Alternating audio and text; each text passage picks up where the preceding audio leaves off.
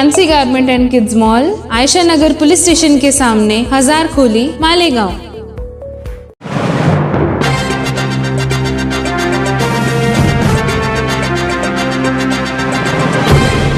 देखते रहिए the prime news Abdul Rahman के साथ। बिलाखिर मुहर्रम का दूसरा दिन भी गुजर गया।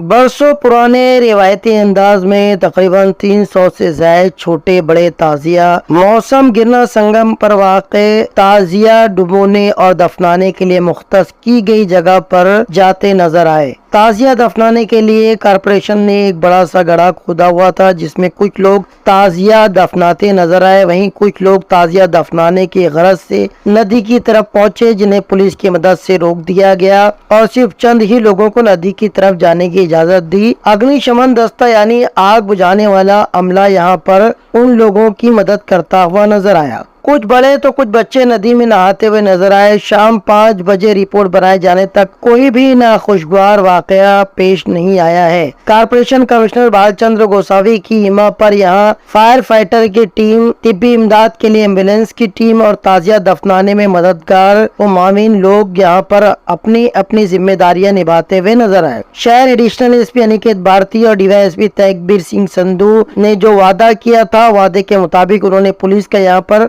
माकूल बंदोबस्त रखा।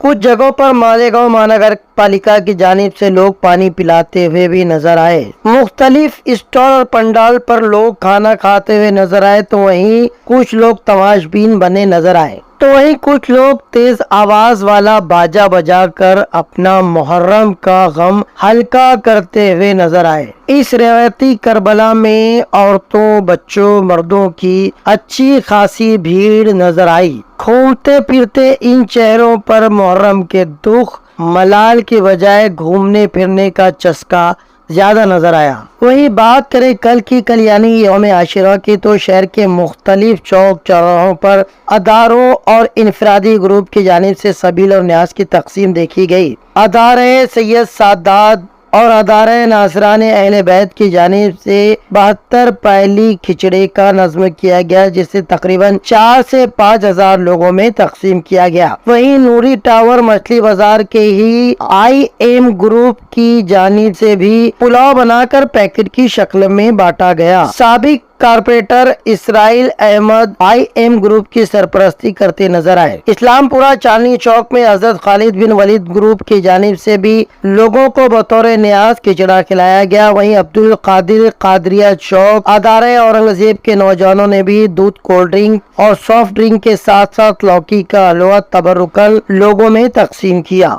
अदारे कुलसुम और अदारे लल्ले चौक के नौजवानों ने भी सबील की तकसीम की। वाज़े रहे कि लल्ले चौक के नौजवान पिछले 52-55 सालों से सबील की तकसीम करते आए हैं। मरहूम जमालुद्दीन लल्ले साहब और उनकी फैमिली तकरीबन 52 साल से सबील की तकसीम करती चली आ रही है। ये हम लोग आज से तकरीबन 50-52 साल से ये यौम आशिरा के दिन शरबत का इंतज़ाम करते हैं।